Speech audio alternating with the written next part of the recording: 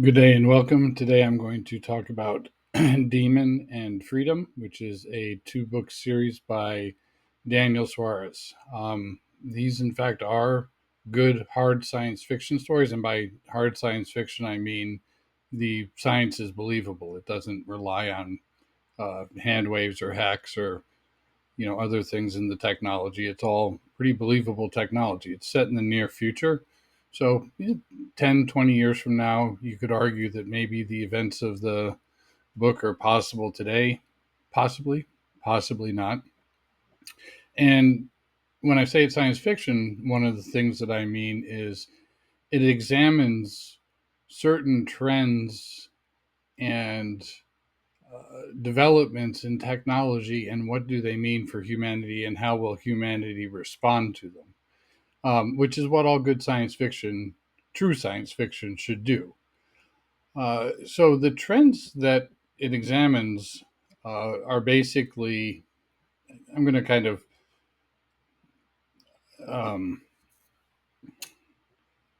I'm going to give my view on this. Other people may have different views after reading the book, but one of the trends in science fiction that you will see in some science fiction writer, Werner Vinci is another one, is that technology can only take us so far. And technology enables the ruling class to have more control.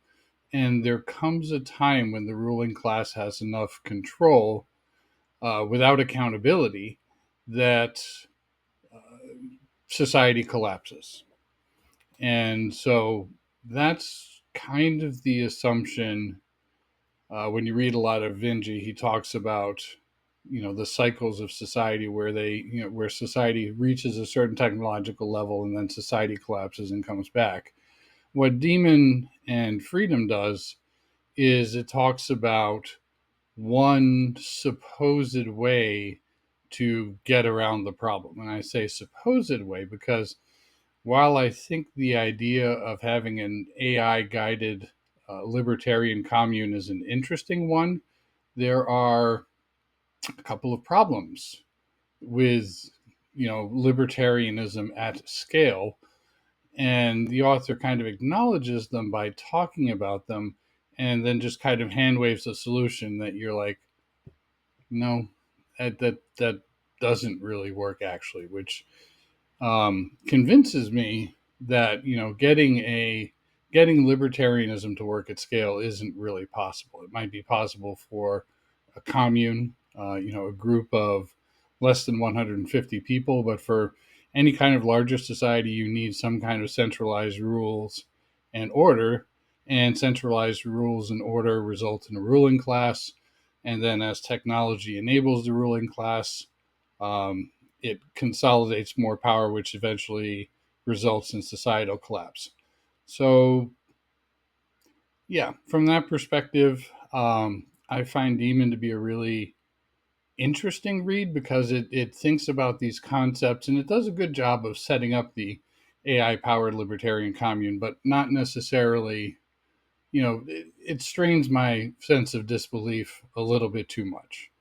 But it is an interesting examination of some of the pitfalls and some of the possibilities inherent in that form of society.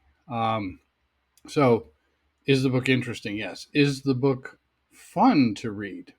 Well, no. Um, all of the characters, the main characters, I believe that there are four main characters in this book, and you can split hairs and say, well, what about this person? Is this person really a main character? And okay, I'm okay with that. Anyway, the main character, the first character you meet, and the one who drives most of the plot, is Pete Sebeck, who is um, someone who got his girlfriend pregnant in high school, did the right thing and married her, and is resentful about it and takes it out on everyone he has to deal with. I mean, the guy's an asshole. It's really that simple. Um, yeah, sorry, Pete. Next character you'll meet is Loki.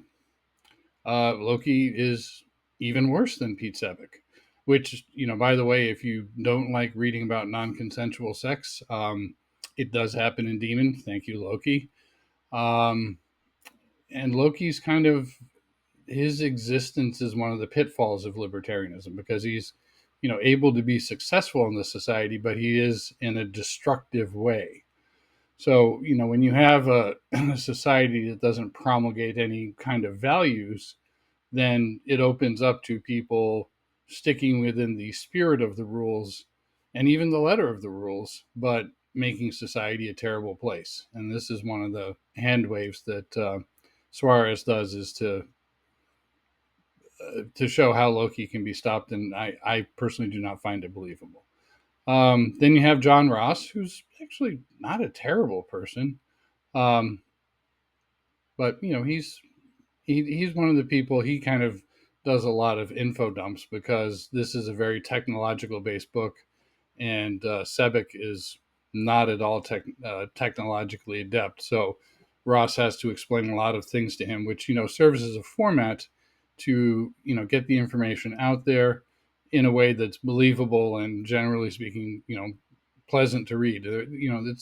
It's a world that's very similar to ours, and it's a believable world.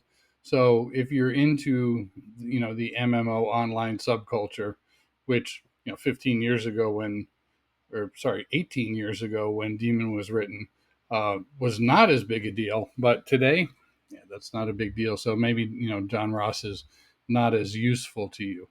And then finally, and again, I'm kind of stretching things by calling her a main character, but she does have a role in the book. You have Angie Anderson, who is an aging fashion TV anchor who has kind of reached the limit of what she can do, and someone makes her an offer which she takes, which involves uh, serving up what we'll call biased news to, help promote a narrative. You can have whatever opinion about that you want. But anyways, those are the four characters, the main characters. There are a lot of other characters that come in and out, and I think generally speaking, they're well done. As I said, it's a believable read.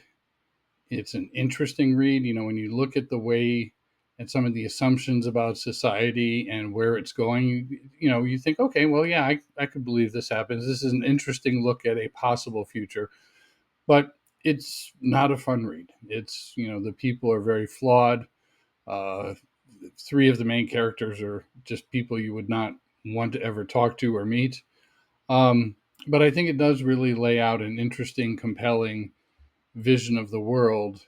And assuming that you're into this whole science fiction trope of technology will eventually be our downfall and cause societal collapse, then this is an interesting, although again, not particularly believable way to look at it. So, anyway, if you've listened this far, thank you, and I appreciate your time, and I will talk to you later.